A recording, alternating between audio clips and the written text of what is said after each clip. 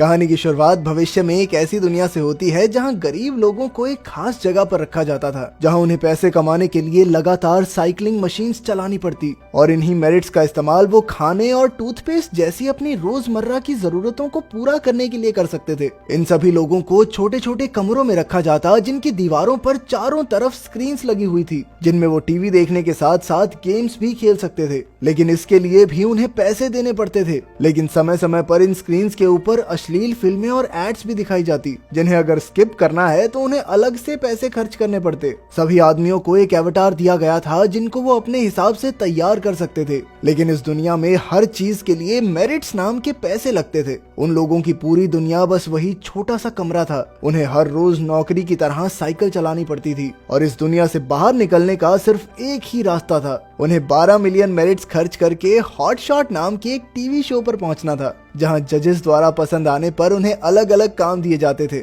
इन्हीं bike Riders में से एक राइडर का नाम था बिंग मेडिसन, जिसके पास 15 मिलियन से ज्यादा मेरिट्स थे। लेकिन उसे फालतू पैसे खर्च करने का कोई शौक नहीं था और इसीलिए उसने अपने एवेटार को भी बिल्कुल मामूली सा रखा हुआ था। वो अपने पैसों का इस्तेमाल सिर्फ एड्स को स्किप करने में और गेम्स खेलने में करता था और न ही उसे किसी रियलिटी शो में कोई दिलचस्पी थी। बिंग बहुत ही शांत स्वभाव का था और वो अक्सर बाइक चलाते हुए अपने पसंदीदा जंगल्स को देखा करता। पर वहीं दूसरी ओर हम डस्टिन नाम के एक राइडर को देखते हैं जो बाइक चलाते हुए बहुत ज्यादा शोर मचाता था और अक्सर सबके सामने अश्लील फिल्में देखता। डस्टिन को लोगों को परेशान करने की बुरी आदत थी और वो हमेशा अपने आसपास के लोगों का मजाक उड़ाता रहता। बिंग को उसका ये बर्ताव बिल्कुल भी पसंद नहीं था, पर वो चाहकर भी उसे कुछ बोल नहीं सकता था। उसी कमरे में स्विफ्ट नाम की एक लड़की भी थी जिसे बिंग काफी ज्यादा पसंद था, पर वो आज तक उसे ये बात बता नहीं पाई और इसीलिए एक दिन लंच के दौरान जब बिंग का सेब मशीन में फंस गया तो स्विफ्ट ने इस मौके का फायदा उठाकर मशीन में से सेब निकालने में उसकी मदद की, जिसके बाद वो बिंग के साथ बातचीत आगे बढ़ाना चाहती थी, पर बिंग सिर्फ उसे धन्यवाद कहकर वहाँ से चला गया। उसी रात टीवी देखते समय उसकी स्क्रीन पर एक एड आई, जिससे परेशान होकर उसने अपनी आंखें बंद कर ली और इसी वजह से उसके कमरे में एक अलार्म बजने लग गया, जिसका मतलब था कि वो अपनी आंखें बंद नहीं कर सकता। इसीलिए बिंग ने कुछ पैसे खर्च करके एक मूवी देखने का फैसला किया। अगली सुबह लिफ्ट में उसकी नजर एबी नाम की एक नई लड़की पर पड़ी। उसी दिन बाथरूम में बिंग को एक बहुत ही प्यारी आवाज सुनाई दी और वो आवाज किसी और की नहीं बल्कि एबी की ही थी, जिसे सुनते ही बिंग को उससे प्यार हो गया और अब वो एबी से दोस्ती करना चाहता था। लेकिन उसे समझ नहीं आ रहा था कि आखिर वो उससे क्या बात करे और उसी वक्त टीवी पर एक एड आई, जिस वजह से वो दोनों चुपचाप अपनी साइकिल्स पर वापस आ गए। साइकिल चलाते वक्त भी बिंग की नजर एबी के ऊपर ही थी, जिसे देखकर स्विफ्ट को बहुत ज्यादा जलन हो रही थी। लंच के दौरान एबी ने पेपर बैग से एक पेंगुइन बनाया, जिसे वो अपनी बाइक पर रखना चाहती थी, पर सफाई कर्मचारी ने इसके लिए साफ इनकार कर दिया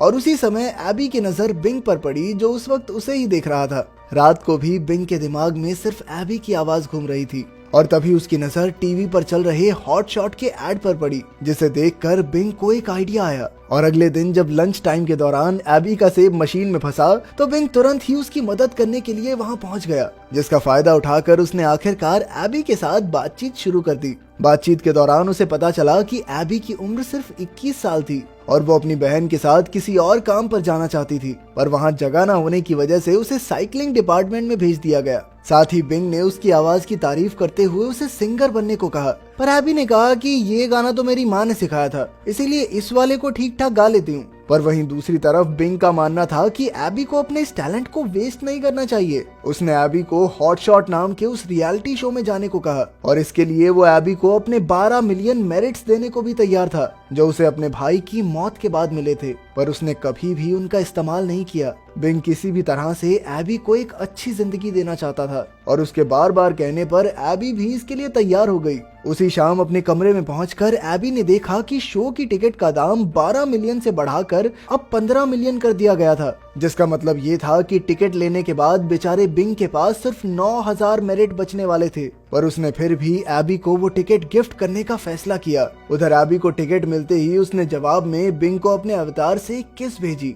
अगली सुबह वो दोनों लिफ्ट लेकर उस फ्लोर पर गए जहाँ पर हॉट शॉट को रिकॉर्ड किया जाता था और रास्ते में एबी ने बिंग को एक कार्डबोर्ड पेंगुइन दिया, जिसे वो आराम से अपनी जेब में छुपा भी सकता था।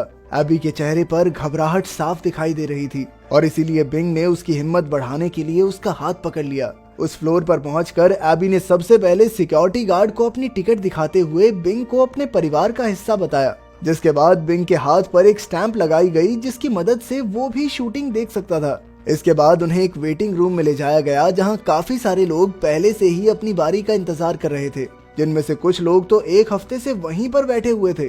पर एबी की खूबसूरती को देखते हुए टीम ने उसे स्टेज पर जल्दी भेजने का फैसला किया, जिसे सुनते ही वहां मौजूद ग्लीक नाम का एक सिंगर बहुत ज्यादा गुस्सा हो गया, क्योंकि वो पहले ही कई दिनों से अपनी बारी का इंतजार कर रहा था। लेकिन बाउंसर ने फिर भी किसी तरह ग्लीक को शांत करवा दिया, जिसके बाद वो एबी और बिंग को बैक स्टेज पर लेकर आया, जहां एक छोटे से स्क्रीन टेस्ट के बाद एबी को एक खास ड्रिंक दी गई, जिसके लिए एबी ने कई बार मना किया, पर टीम के मुताबिक सभी कंटेस्टेंट्स को ये ड्रिंक पीना जरूरी था और ये उनकी घबराहट को काबू में रखने के काम आती थी। पर उस ड्रिंक को पीते ही एबी को थोड़ा सा नशा होने लग गया, लेकिन वो फिर भी किसी तरह स्टेज पर चली गई, जहां होप, चैरिटी और रैथ नाम के 3 जजेस पहले से ही उसका इंतजार कर रहे थे।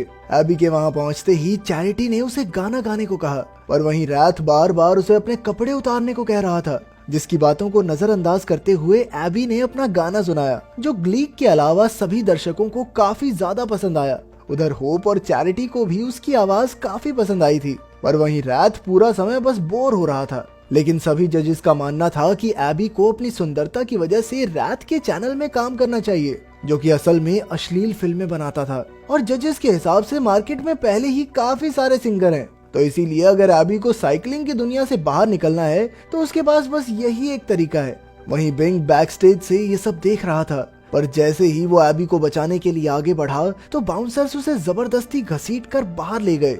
इधर एबी अभी भी नशे में थी और आखिरकार उसने रैथ के चैनल में काम करने के लिए हामी भर दी, पर अंदर ही अंदर वो इस फैसले से बिल्कुल भी खुश नहीं थी और इसीलिए वो बेचारी रो रही थी।